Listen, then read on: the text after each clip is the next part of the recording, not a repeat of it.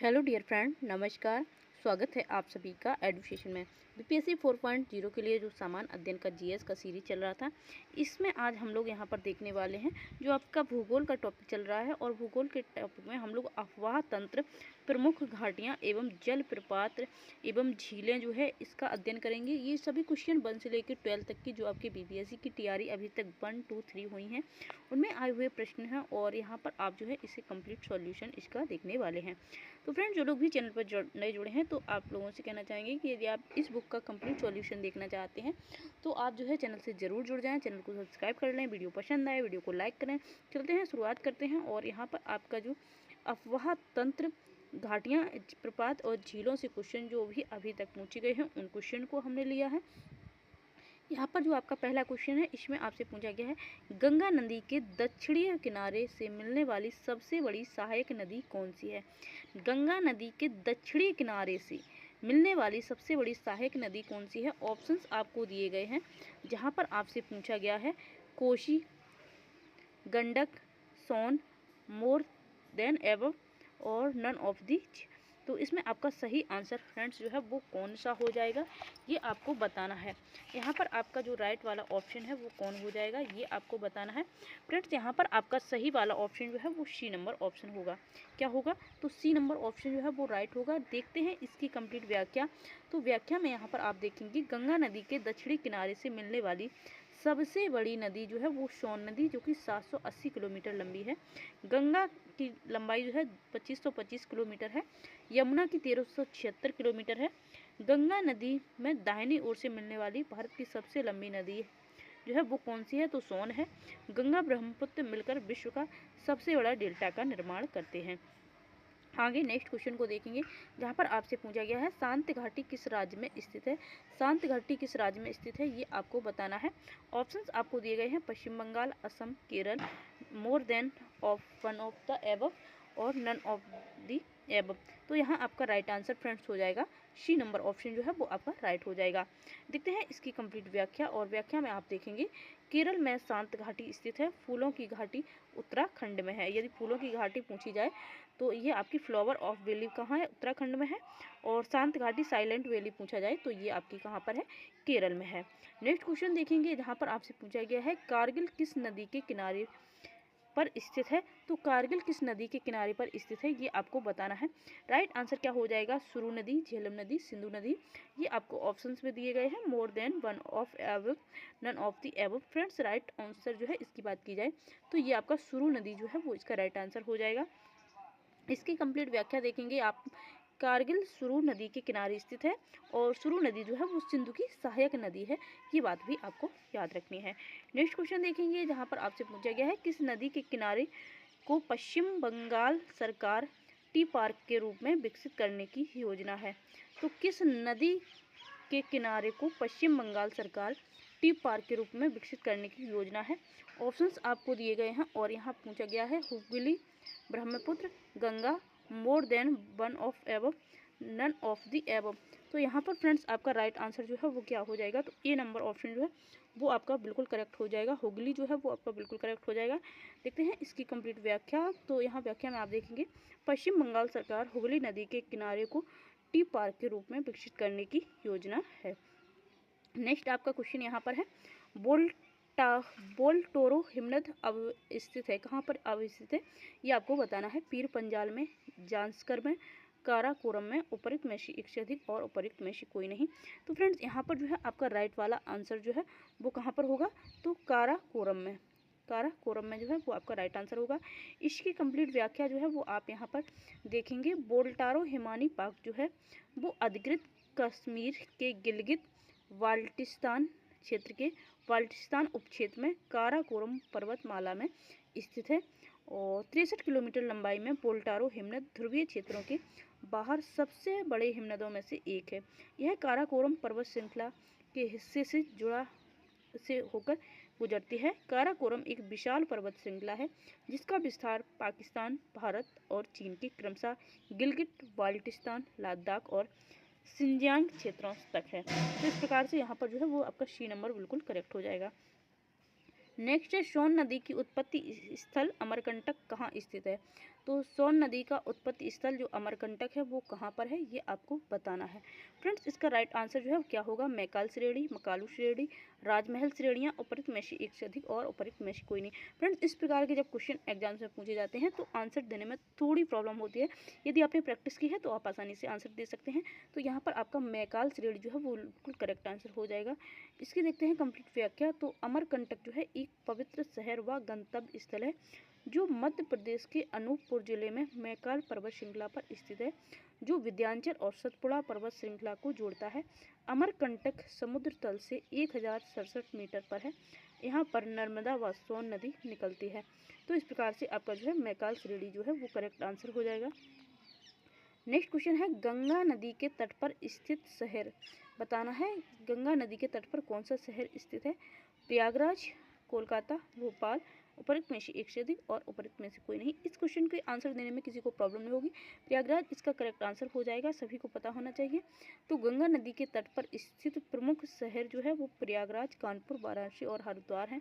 गंगा का उद्गम गोमुख हिमालय में हुआ, जो भारत की सबसे लंबी 2525 किलोमीटर है। इसका मुहाना बंगाल की खाड़ी में है। यह उत्तर प्रदेश के 28 जिलों से होकर जो है गुजरती है। नेक्स्ट हम लोग क्वेश्चन देखेंगे, कौन सी नदी भारत और नेपाल के बीच सीमा बनाती है। काफ़ी अच्छा क्वेश्चन है और यहाँ पर ऑप्शंस आपको दिए गए हैं, गंडक, कोसी, काली, उपरोक्त में से एक से अधिक और उपरोक्त में से कोई नहीं। करेक्ट आंसर जो है क्या हो जाएगा, कौन सी नदी ऐसी है जो भारत और नेपाल के बीच सीमा बनाती है, उसे काली नदी के नाम से जाना जाता है। आपका correct option C number option हो जाएगा। कंप्लीट व्याख्या इसकी आप देख पाएंगे यहाँ पर। काली नदी अथवा महाकाली नदी भारत और नेपाल के बीच जो है सीमा बनाती है। 1916 में नेपाल और British Bharat east India company के बीच हस्ताक्षरित सुगाली बिहार में के संधि के तहत काली नदी को भारत के साथ नेपाल की पश्चिमी सीमा निर्धारित की गई थी। तो यहाँ पर जो है आपकी भारत और नेपाल के बीच जो सीमा बनाती है वो काली नदी या महानदी के नाम से भी इसे जाना जाता है। नेक्स्ट है, चाप झील, ऑक्सपो झील जो है वो पाई जाती है। चाप झील को ही ऑक्सपो झील जो है नाम है। तो ये दोनों नाम आपको याद कर लेने हैं। यहाँ पर जो है झील पाई जाती है, कहाँ पर पाई जाती है, हिमनदों में, नदी घाटियों में, रेगिस्तानों में, more than one of above, none of these, तो नन ऑफ द एबव। तो यहाँ पर फ्रेंड्स आपका राइट जो ऑप्शन है वो क्या हो जाएगा, तो फ्रेंड्स राइट ऑप्शन आपका बी नंबर होगा, नदी घाटियों में, रिवर वैली में, इसका जो है करेक्ट आंसर हो जाएगा। इसकी कंप्लीट व्याख्या यहाँ पर आप देखेंगे, जो ऑक्सवैलो यानी कि चाप घाटी जो लेक है वो नदी घाटियों में पाई जाती है और मैदानी भागों में प्रवेश करने के उपरांत नदी क्षैतिज अपर्दन के कारण कई घुमावदार मोड़ों से होकर प्रवाहित होती है। ये मोड़ नदी विसर्प कहे जाते हैं। इन घुमावदार मोड़ों के विस्तृत होने के उपरांत नदी अपने विसर्प को छोड़कर सीधे मार्ग से प्रवाहित होती है।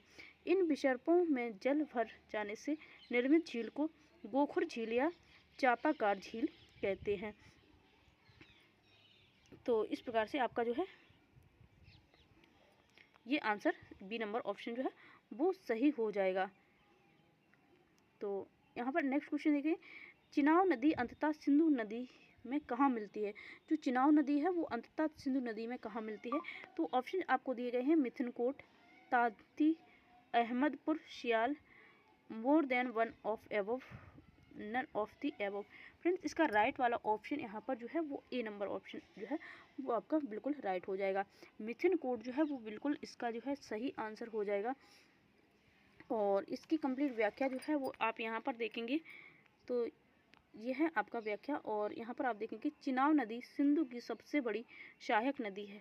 यह बड़ा लाचा दर्रे के दोनों ओर से निकलने वाली चंद्र और भागा नामक नदियों के तांडी से मिलने से बनती है। यह अखनूर यानी कि जम्मू कश्मीर के निकट मैदान में प्रवेश करती है। यह मिथनकोट के पास सिंधु नदी से मिल जाती है। चिनाब नदी पर निर्मित महत्वपूर्ण जल परियोजनाएं बगलहार, सलाल, दुहंती। तो ये जो है इस चिनाब नदी पर महत्वपूर्ण परियोजनाएं हैं, इनका नाम भी आपको याद रखना है। और जो आपकी ये कहाँ पर, तो मिथनकोट जो है वो इसका पास सिंधु नदी से मिल जाती है। ये इसका जो है वो करेक्ट आंसर है। कौन मिलती है, तो चिनाब नदी मिलती है। आगे नेक्स्ट क्वेश्चन हमारा यहाँ पर जो है आप देखेंगे 31 नंबर है इसका। और निम्नलिखित नदियों में से सबसे बड़ा जल ग्रह क्षेत्र जो है वो किसका है। जो नदियाँ यहाँ पर दी गई हैं उनमें से सबसे बड़ा जल ग्रह क्षेत्र किसका है? काली नदी का, पोनानी का, पेरियार का। तो यहाँ पर आपका करेक्ट आंसर जो है वो क्या हो जाएगा? तो फ्रेंड्स पोनानी जो है वो बिल्कुल करेक्ट आंसर होगा। इसकी कंप्लीट व्याख्या देखेंगे तो आप यहाँ देखेंगे उपरोक्त दी गई नदियों में पोनानी भरतपूजा नदी, यानी कि जो पोनानी है इसे भरतपूजा नदी के नाम से भी जाना जाता है। तो आपको अच्छे से याद कर लेना है। नदी का जल ग्रहण क्षेत्र जो है वो सबसे बड़ा है। पोनानी नदी का जल ग्रहण क्षेत्र 5397 वर्ग किलोमीटर है। इसके पश्चात पेरियार नदी का जल संग्रह जो है वो 5243 वर्ग किलोमीटर और कालिंदी नदी का जल संग्रह 5179 वर्ग किलोमीटर है। जल ग्रहण क्षेत्र विशिष्ट क्षेत्र हैं जहां पानी नदी द्वारा बहाए जाने से पहले एकत्र होता है। तो इस प्रकार से इसका जो है करेक्ट आंसर जो है वो आपको याद रखना है। नेक्स्ट यहाँ देखेंगे कोसी मैदान की माध्य समुद्र तल से औसत ऊंचाई। तो फ्रेंड्स इस प्रकार के क्वेश्चन प्रेजेंट टाइम में बहुत ज़्यादा परीक्षाओं में पूछे जा रहे हैं, तो आपको याद कर लेना है। कोसी मैदान के माध्य समुद्र तल से औसत ऊंचाई जो है वो आपसे यहाँ पूछी गई है 300 मीटर, 150 मीटर, 30 मीटर। परित में से कोई नहीं। राइट आंसर जो है वो आपका सी वाला हो जाएगा, जो है 30 मीटर जो है वो इसका बिल्कुल करेक्ट आंसर हो जाएगा। तो यहाँ पर आप इसकी व्याख्या देखेंगे, कोसी मैदान की माध्य समुद्र तल से जो ऊंचाई है वो कितनी है? 30 मीटर है। नेक्स्ट हमारा क्वेश्चन है गंडक नदी का दूसरा नाम बताना है, वो कौन सा है? तो बूढ़ी गंडक, महानंदा, नारायणी, पुनपुन। तो यहाँ पर जो है वो राइट आंसर आपका फ्रेंड्स सी नंबर ऑप्शन जो है वो आपका बिल्कुल राइट हो जाएगा। और देखते हैं इसकी कंप्लीट व्याख्या। तो जो व्याख्या है वो आप यहाँ देख पाएंगे। गंडक नदी का दूसरा नाम नारायणी है। इसका उद्गम नेपाल सीमा के पास तिब्बत में समुद्र तल से 7620 मीटर की ऊंचाई से होता है। यह नदी नेपाल तथा भारत के उत्तरी भाग में बहने वाली महत्वपूर्ण नदी है। इसकी कुल लंबाई 630 किलोमीटर, जिसमें से 185 किलोमीटर नेपाल तथा 445 किलोमीटर भारत में विस्तृत है। तो इस प्रकार से जो है सी नंबर ऑप्शन आपका बिल्कुल राइट हो जाएगा। नेक्स्ट देखेंगे सुवर्ण रेखा नदी निम्नलिखित में से किस गांव के पास से निकलती है? तो इसका जो है करेक्ट आंसर क्या हो जाएगा? सुवर्ण रेखा नदी निम्नलिखित में से किस गांव के पास से निकलती है? तो फ्रेंड्स इसका जो है राइट आंसर होगा नंगड़ी। नंगड़ी जो है वो इसका बिल्कुल सही आंसर होगा। इसकी व्याख्या देख लीजिए आप एक बार। सुवर्ण रेखा नदी झारखंड में रांची के नंगड़ी नामक स्थान से निकलती है, जो ओडिशा से गुजरते हुए बंगाल की खाड़ी में गिरती है। इसकी प्रमुख सहायक नदी जो है वो राड़ू, कांची और खरकई है। तो फ्रेंड्स इसका जो है करेक्ट आंसर आपको याद रखना है। ये बीपीएससी के क्वेश्चन है जो आपके लिए बहुत ज़्यादा महत्वपूर्ण है। आगे देखेंगे जलप्रपात और नदी के निम्नलिखित जोड़ों में से कौन सा जोड़ा सही सुमेलित नहीं है? जलप्रपात और नदी के निम्नलिखित जोड़ों में से कौन सा जो है सही नहीं है, यानी कि किस नदी पर कौन सा जलप्रपात है वो सही नहीं है, ये आपको बताना है।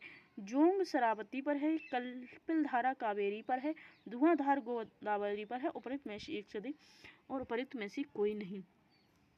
तो यहाँ पर जो है आपका सही आंसर क्या हो जाएगा? तो फ्रेंड्स जो आपका धुआंधार जलप्रपात है तो ये कहाँ पर है? तो ये आपका किस पर है? नर्मदा पर स्थित है। किस पर है? नर्मदा पर स्थित है। और पूछा गया कौन सा सुमेलित नहीं है, और जो आपका कपिल धारा है, कपिल धारा है, और ये आपका कहाँ पर है? तो ये अभी आपका जो है वो नर्मदा पर है, नर्मदा पर है। और जो जोंग है, जोंग को गरसोप्पा भी बोला जाता है, ये आपका कहाँ पर है? तो ये आपका शरावती पर है, जो कि बिल्कुल करेक्ट है। लेकिन हमसे गलत पूछा है तो गलत, ये भी गलत है और ये भी गलत है। तो इसीलिए हमारा डी नंबर ऑप्शन जो है वो बिल्कुल राइट हो जाएगा।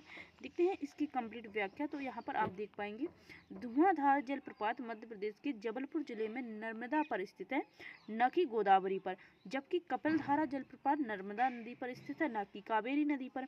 जोग गरसोप्पा जलप्रपात पश्चिमी कर्नाटक के शिमोगा जिले में शरावती नदी पर स्थित देश का सर्वोच्च जलप्रपात है। इसका नया नाम जो है वो महात्मा गांधी जलप्रपात है। तो अब आपको याद कर लेना है, जो जोंग गरसोप्पा जलप्रपात है इसका नया नाम क्या हो गया है? महात्मा गांधी जलप्रपात हो गया है, जो कि आपको याद कर लेना है, क्योंकि हो सकता है नेक्स्ट परीक्षा में ये नाम जो है वो आपसे पूछ दिया जाए। नेक्स्ट है लिखा पानी हिमनद भारत के निम्नलिखित में से किस राज्य में स्थित है? लिखा पानी हिमनद जो है वो भारत के निम्नलिखित में से किस राज्य में स्थित है? तो ये आपका अरुणाचल बिल्कुल सही आंसर हो जाएगा। कंप्लीट व्याख्या देख लीजिए। लेखा पानी हिमनद जो है वो अरुणाचल प्रदेश में स्थित लेखा पानी दर्रे के पास स्थित है। यह हिमनद उच्च हिमालय में अरुणाचल प्रदेश और म्यांमार की सीमा पर स्थित है। ध्यानतब है कि लेखा पानी असम राज्य के तिनसुकिया जिले में स्थित है। एक नगर भी है जो अपने चाय बागानों के लिए प्रसिद्ध है। तो इस प्रकार से आपका इसका जो है आंसर याद रखना है। नेक्स्ट हमारा क्वेश्चन यहाँ पर है, निम्नलिखित में से कौन सी सहायक नदी ब्रह्मपुत्र से उत्तर दिशा से नहीं निकलती है? निम्नलिखित में से कौन सी सहायक नदी ब्रह्मपुत्र से उत्तर दिशा में नहीं निकलती है, ये आपको बताना है। फ्रेंड्स, इसका राइट आंसर यहाँ पर आपका उपयुक्त में से कोई नहीं है, वो सही हो जाएगा। और ये क्वेश्चन जो है 2 बार आ चुका है। टीआरई जो है 2.0 में आया है, उसके पहले भी पेपर 3 में ये क्वेश्चन जो है पूछा गया है। और इसका सही जो व्याख्या है, ब्रह्मपुत्र नदी हिमालय के उत्तर में तिब्बत के पठार पर स्थित मानसरोवर झील के पास से निकलती है और हिमालय के साथ साथ पूर्व की ओर बहती है। यह 3 देशों चीन, भारत तथा बांग्लादेश से होकर प्रवाहित होती है। चीन के तिब्बत पठार पर इसे सांगपो नदी, अरुणाचल प्रदेश में इसे दिहांग नदी, असम में ब्रह्मपुत्र नदी तथा बांग्लादेश में जमुना नदी के नाम से जाना जाता है। दिबांग, लोहित, धनसिरी, कामेंग, मानस, तीस्ता तथा सुबनसिरी नदी ब्रह्मपुत्र से उत्तर दिशा में मिलने वाली सहायक नदियां हैं। तो इस प्रकार से जो है यहाँ पर आपको इसकी सहायक नदियाँ के नाम दिए गए हैं। फ्रेंड्स, उम्मीद करते हैं ये क्वेश्चन जो है वो आपको पसंद आए होंगे। और इसके बाद जो आपका जो भूगोल में जो नेक्स्ट वीडियो है वो मानसून एवं वर्षा से जो है और वन क्षेत्र क्या है, तो वो सभी आपको देखने को, जो क्वेश्चन अभी तक इनसे पूछे गए हैं वो आपको देखने को मिल जाएंगे। इसी प्रकार से धीरे धीरे करके हम कंप्लीट बुक का जो है अध्ययन कर लेंगे। तो फ्रेंड्स, उम्मीद करते हैं वीडियो आपको पसंद आई होगी। अगर आपको आगे भी इसी प्रकार की वीडियो देखने हैं तो आप चैनल को सब्सक्राइब जरूर कर लें। वीडियो पसंद आए वीडियो को लाइक करें, अपने दोस्तों तक शेयर करें ताकि ज़्यादा से ज़्यादा लोग इस चीज़ का लाभ ले सकें। मिलते हैं नेक्स्ट वीडियो में। Thank you.